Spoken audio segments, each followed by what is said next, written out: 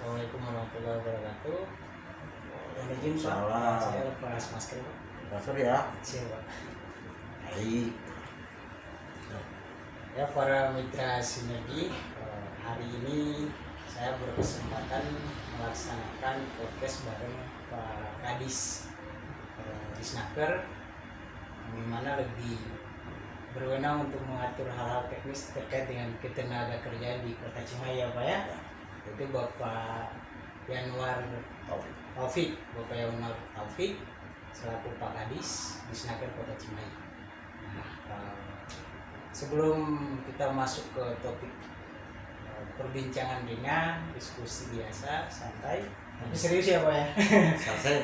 Santai tapi selesai. Oh santai tapi selesai. Wah ini background tagline baru lagi ya Pak ya? Kalau saya santai tapi selesai. Oh gitu ya Pak. Nanti paling nyaman. Hati tenang.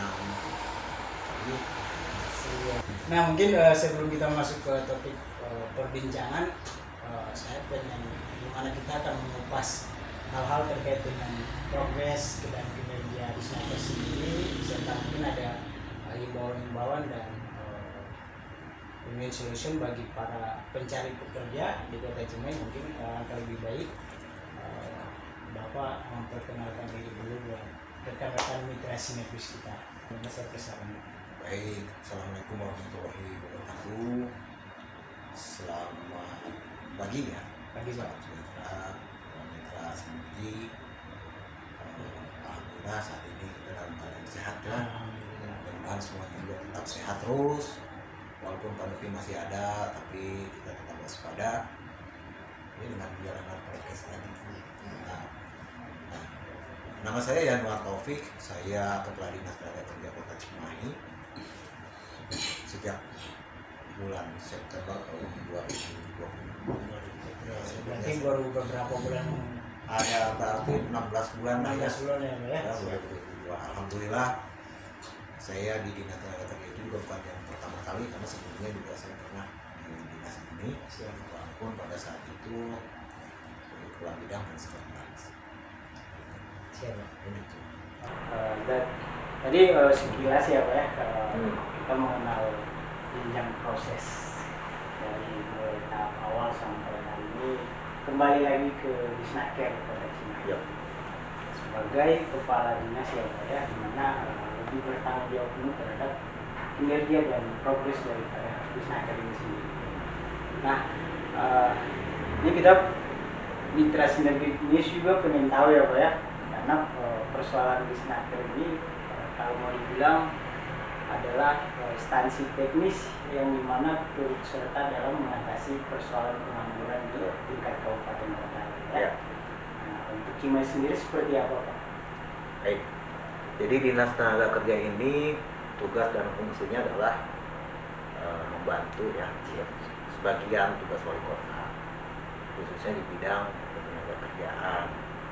Nah, sesuai tupoksinya Dinas Tenaga Kerja ini indikator kinerjanya adalah yang pertama mengatasi pengangguran, kemudian ada lagi hubungan industrial ya. Pengangguran sebagai salah satu dari 21 program prioritas wali kota terpilih yang harus memang diselesaikan oleh Kota Cimahi. Nah, tugas Disnaker itu adalah itu, Menyelesaikan apa yang harus menjadi melaksanakan tugas wali kota khususnya di bidang ketenaga kerjaan ya, mengatasi pengangguran. Jadi kalau untuk mengatasi pengangguran itu kan sebenarnya bukan cuma di Cimahi ya Pak ya? Iya. Terutama hampir di seluruh negara ini pasti bicara persoalan Pengangguran mana ada ya. Lagi Indonesia sendiri ya Pak ya. Nah, Cimahi itu potensinya sumber daya manusia ya Pak. Lebih mengarah ke persoalan sumber daya manusia karena sumber daya alam terbatas ya Pak ya. Terbatas, sangat terbatas. Apalagi Cimahi rata-rata sentral industri ya Pak, kalau mau dibilang sentral industri di mana banyak bangunan perusahaan itu ya. Nah, sedangkan di Kota Cimahi sendiri angka anggap pengangguran di Kota Cimahi itu mencapai angka berapa gitu? Jadi terakhir ya, angka pengangguran terakhir, apalagi setelah pandemi COVID ini, yang dampaknya memang luar biasa. Itu juga sangat berpengaruh terhadap jumlah pengangguran, sangat berpengaruh terhadap jumlah pengangguran. Karena apa? Itu tadi disampaikan bahwa Cimahi itu sebagai daerah yang kawasan industri banyak, kemudian sebagian besar juga bekerja di industri itu, dan bukan kebetulan pula, dan di Cimahi itu mayoritas industrinya industri garmen dan tekstil. Dan pada saat itu memang yang terdampak adalah industri garmen dan tekstil. Sasaran benar gitu ya. Ketika pandemi orang nggak bisa keluar kemana, dan ada yang beli tekstil gitu. Sementara hasil produksi sudah banyak, terjual kan tidak. Itu sangat berdampak terhadap kelangsungan perusahaan. Artinya dengan terpaksa mungkin pada saat itu ada beberapa perusahaan yang merumahkan karyawannya, atau bahkan karena kondisional sudah tidak mampu lagi untuk menghidupi perusahaannya, akhirnya perusahaan itu sampai tutup dan terjadi PHK. Jadi jumlah terakhir menurut BPJS di tahun 2020 itu Cimahi jumlah penganggurannya itu lumayan meningkat banyak memang. Dari angka usia kerja di kota Cimahi itu sebanyak 13,50%, bahkan itu menganggur, atau sekitar 39.000 sekian, 39.000 sekian orang mengalami sebagai pengangguran terbuka, tingkat pengangguran terbukanya. Bahkan dibandingkan dengan kota kabupaten lain, Cimahi itu di Jawa Barat ya, hanya di bawah Kabupaten Bogor yang memang penduduknya lebih banyak. Jadi untuk persentasenya, karena dilihat dari jumlah usia angkatan kerja dibandingkannya dengan pengangguran. Ini dia yang menjadi problem hari ini, kalau problem hari ini, problem hari ini yang harus dibijaki oleh pemerintah kota gitu.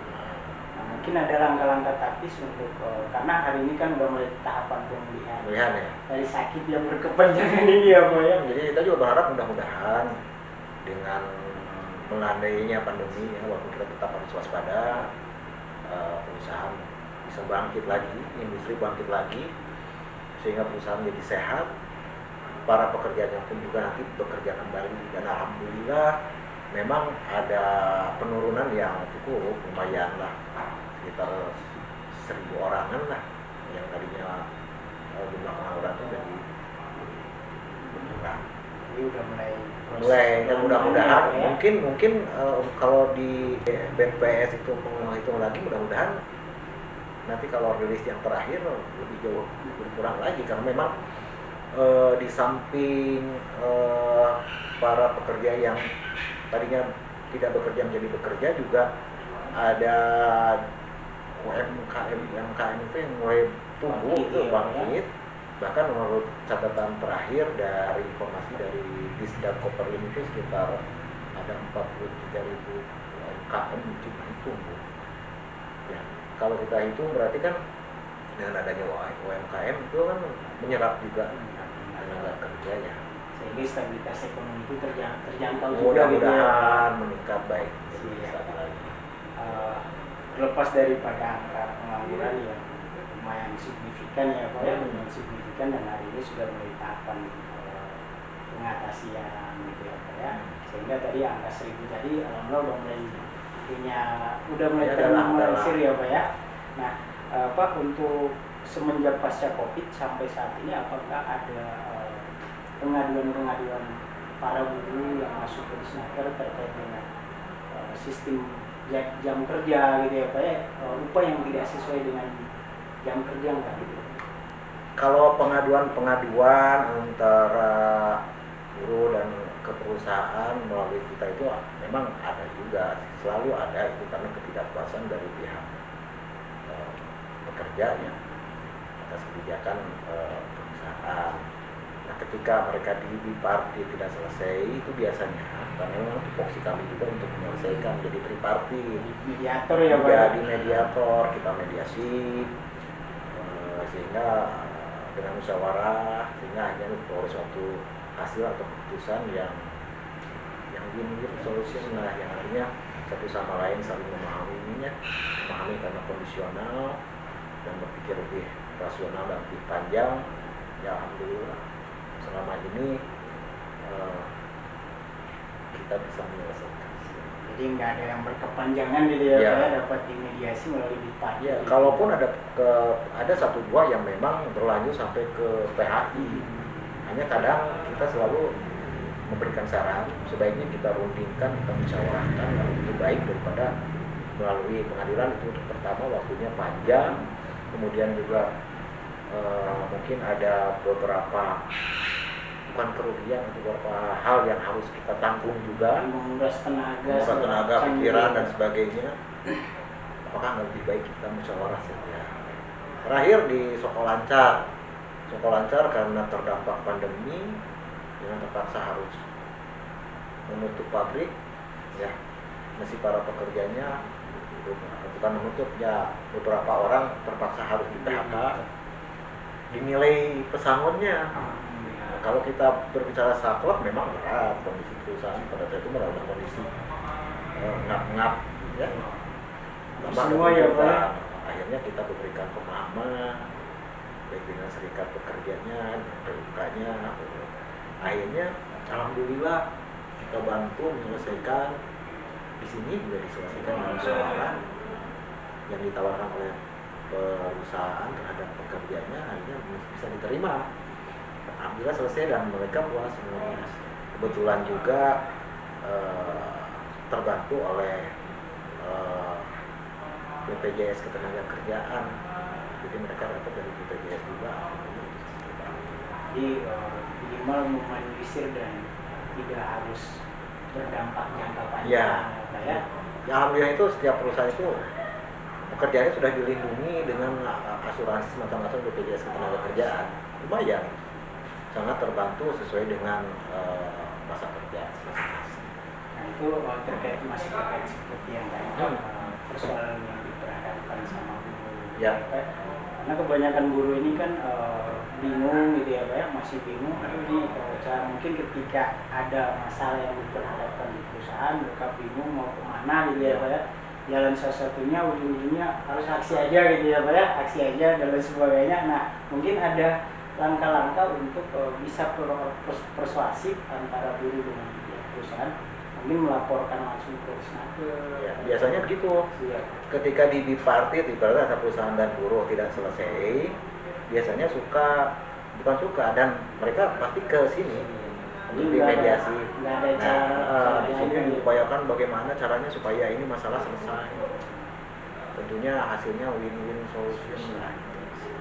Kita selalu memberikan pandangan-pandangan dengan berbagai aturan yang ketentuan yang berlaku. Tapi nggak saklek juga, karena musyawarah tadi, ya. Kalau saklek mau kita kalau masing-masing kekeh gitu, biasanya lama dan hasilnya juga mungkin saja tidak sesuai dengan harapan.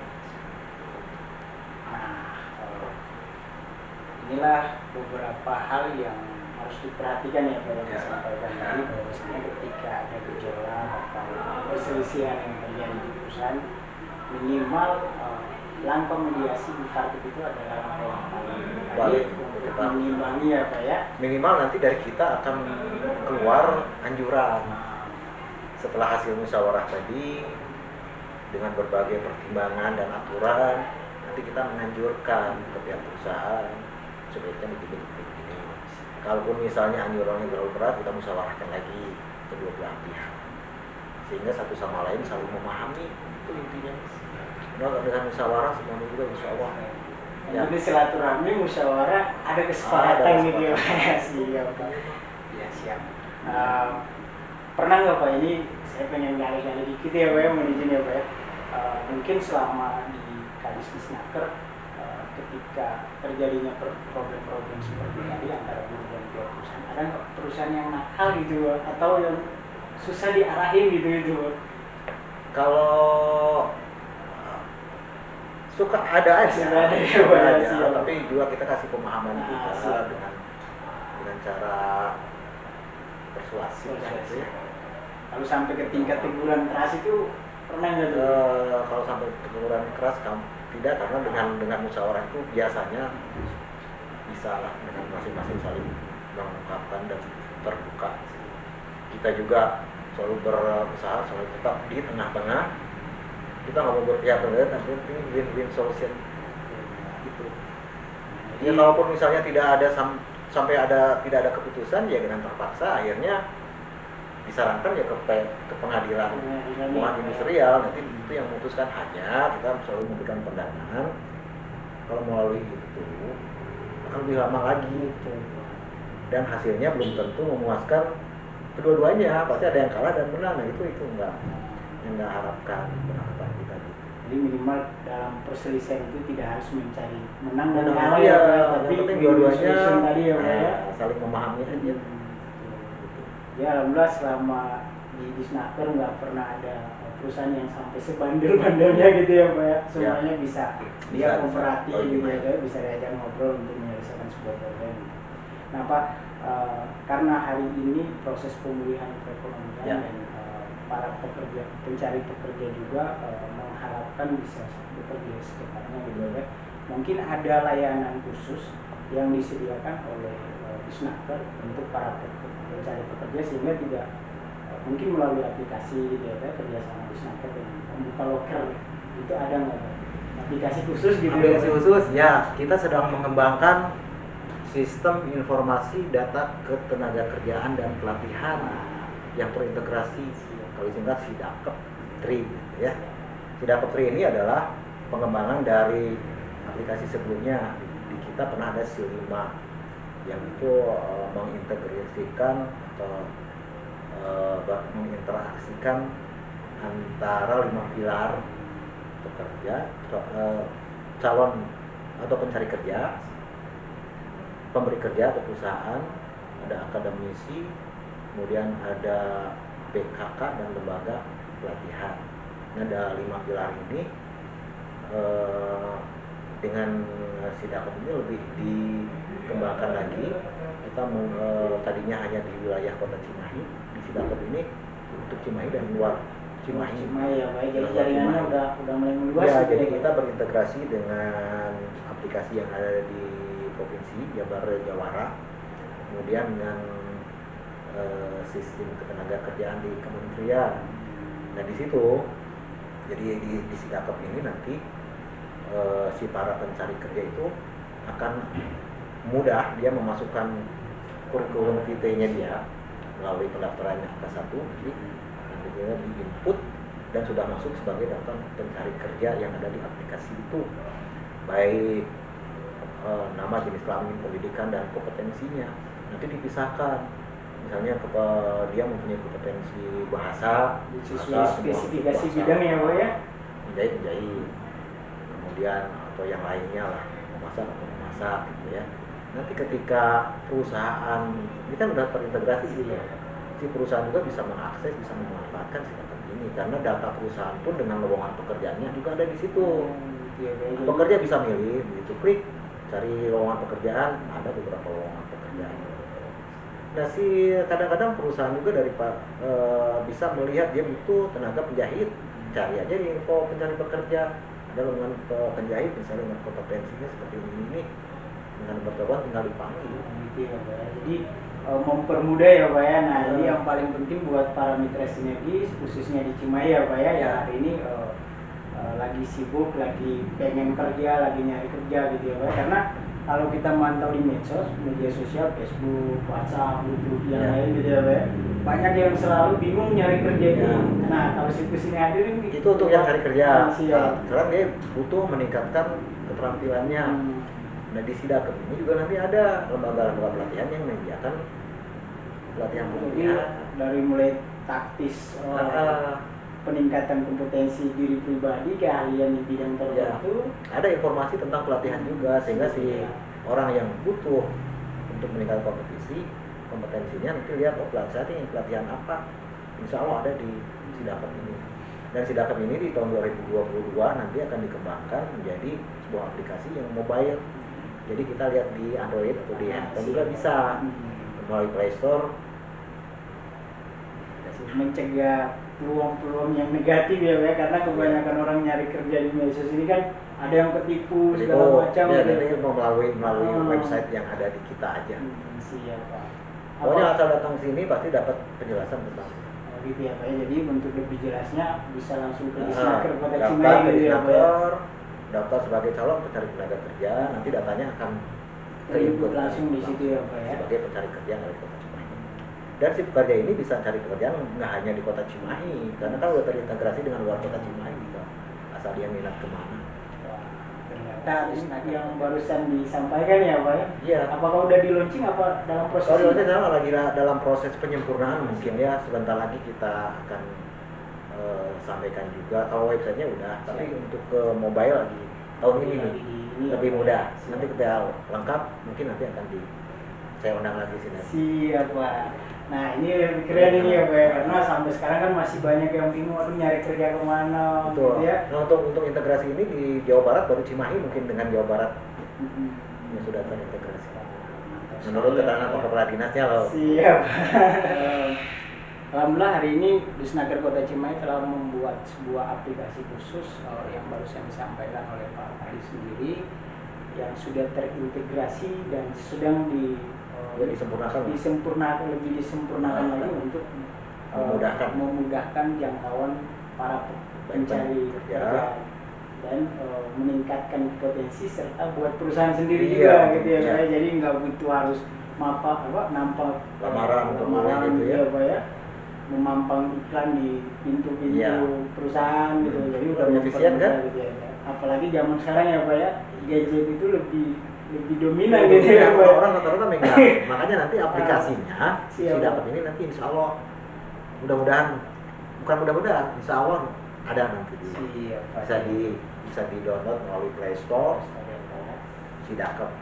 Jadi ketika kita berada dimanapun tinggal klik kita cari pekerjaan nih. Apalagi jangkauannya bukan cuma Kota Cimahi ya Pak ya. Bisa menjangkau semua loker yang ada di Indonesia. Ya kan kayak gitu ya Pak ya. Bahkan informasinya keluar Indonesia pun nanti insya Allah. Karena kita udah berintegrasi dengan kementerian ya. Siap Pak. Kementerian Ketenagakerjaan langsung ya Pak. Wah, berarti Cimahi udah mulai pressure lebih maju nih ya Pak ya. Mudah-mudahan lancar, bisa termanfaatkan dan maslahat bagi warga Kota Cimahi. Pak, mungkin ada pandangan atau himbauan terhadap para pencari pekerja hari ini di luar sana. Mungkin ada solusi yang terbaik buat mereka seperti apa? Ini ke program aja dulu ya. Program Dinas Tenaga Kerja dengan memanfaatkan ketersediaan anggaran seefisien dan seefektif mungkin tahun 2022 ini kita akan memberikan pelatihan juga, tapi pelatihannya tidak hanya sekedar pelatihan yang berkelanjutan. Artinya kelanjutan di sini hasil pelatihan ini nanti langsung dipekerjakan. Dengan si Dakep ini kan tadi ada integrasi itu ya, satu sama lain saling ada komunikasi berintegrasi. Ada beberapa LPK dengan dinas, dengan perusahaan, dengan beberapa perusahaan yang sudah MOU kerjasama. Artinya perusahaan ini akan butuh sekian ratus pekerja, dia bisa bekerja dengan LPK. Nah nanti si LPK nyari peserta ya dia pencari pekerja tadi, dilatih misalnya untuk menjahit. Taruhlah salah satu perusahaan tekstil atau garment Kota Cimahi butuh 400 orang pekerja. Si perusahaan ini udah bekerja sama dengan LPK. LPK-nya berarti LPK yang menjahit ya. LPK menjahit, dia menerima calon pekerjanya untuk dilatih yang memenuhi syarat, tapi dengan seleksi tentunya, karena kalau untuk menjahit kan butuh kompetensi juga ya, tidak hanya sekedar orang nol langsung bisa.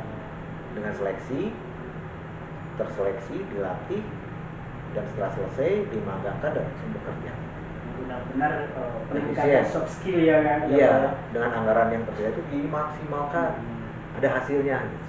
Jadi kita nggak hanya sekedar melaksanakan pelatihan setelah dilatih, dan setelah dilatih ini harus kemana nih hasil pelatihan ini, kalau nggak ada jalurnya kelanjutannya gitu ya. Terus saya sekarang nah ini Pak, terlepas dari kerjasama dengan perusahaan-perusahaan swasta yang ada di Kota Cimahi untuk mengatasi angka pengangguran ini yang seperti yang Bapak sampaikan tadi, ada nggak Pak kerjasama dengan instansi-instansi pemerintahan untuk peningkatan? Kalau dengan instansi lain pasti ada, kalau dengan Indaptan juga pasti, kalau dengan instansi pasti ada. Ada nggak program yang akan gulirkan di beberapa bulan ke depan? Beberapa bulan ke depan ya tadi ada kita mengadakan pelatihan itu, tapi nggak hanya menjahit, kita juga ada kan pencari kerja itu nggak hanya berminat di menjahit, ada juga yang ingin bekerja ke luar negeri misalnya, dan kita ada peluang untuk tahun lalu dan tahun sekarang juga mungkin negara Jepang untuk tenaga kerja dari kita tangkap itu, maka kita latih sesuai dengan anggaran yang tersedia beberapa orang 100 sampai 200 orang misalnya, untuk belajar bahasa dan budaya Jepang. Nah setelah itu, tapi itu melalui suatu seleksi yang sangat ketat, artinya maksudnya gini, dengan seleksi itu jangan sampai ada sesuatu yang tidak diharapkan di tengah-tengah perjalanan si pesertanya mengundurkan diri, kan nggak bisa diganti sama yang lain saya. Betul. Jadi yang betul-betul, karena setelah selesai pendidikan pun dengan berbagai syarat dan ketentuan, misalnya untuk bekerja harus seleksi lagi, itu disampaikan. Jadi hak dan kewajiban si peserta setelah selesai itu juga untuk sampai bekerja di sini ada beberapa yang harus dipenuhi. Mereka sanggup, ya itu baru dilatih. Jadi tidak hanya melatih selesai, ya, Pak, ya. Tapi kita dengan suatu konsekuensi ketika sudah dilatih, mungkin ada beberapa hal yang harus dipenuhi oleh peserta. Mereka bersedia, itu dilatih. Jadi habis pelatihan langsung penyaluran gitu ya. Penyaluran, dan mereka seleksi tentunya. Dengan seleksi, mudah-mudahan kayak kemarin ada beberapa orang yang sudah kalau nggak pandemi ini, mereka udah pada berangkat. Oh gitu ya, Pak. Jadi memang ini udah terlaksana sebenarnya ya, tahun Pak, lalu karena kondisinya COVID-19 saat itu yang ini akhirnya menghambat ya, Pak ya. Mudah-mudahan ke depan setelah selesai COVID atau landai lah, itu bisa lancar. Jadi di Snaker Kota Cimahi tidak hanya fokus ke pengatasian ketenaga kerjaan lokal, tapi ya, menurut peluang juga ke sana. Juga ke luar negeri dan bahkan migrasi ya, Pak ya. Nah, semoga ini berjalan lancar. Ya nanti ya kita bekerja dengan BK Budi Luhur ya. Budi Luhur ke Stikes. Makasih ya, Pak. Insya Allah nanti kita kerjasama, karena Stikes juga kan relasinya juga banyak dan lulusan mereka juga kompetensinya sudah lumayan. Nanti kita kerjasamakan sama-sama membantu mereka dapat dipekerjakan. Jadi bukan cuma tenaga buruh biasa ya, Pak ya, tapi iya, pada bidang-bidang taktis juga difokuskan dalam pelatihan itu ya, Pak ya. Ya, kalau misalnya butuh tenaga kelas, ya kita cari orang yang punya kompetensi lah, sertifikasi tentunya, karena kalau nggak ada sertifikasi nggak bisa. Karena kualitas guru itu tidak apa adanya gitu iya, ya, benar-benar punya kompetensi di bidang tertentu gitu ya, Pak.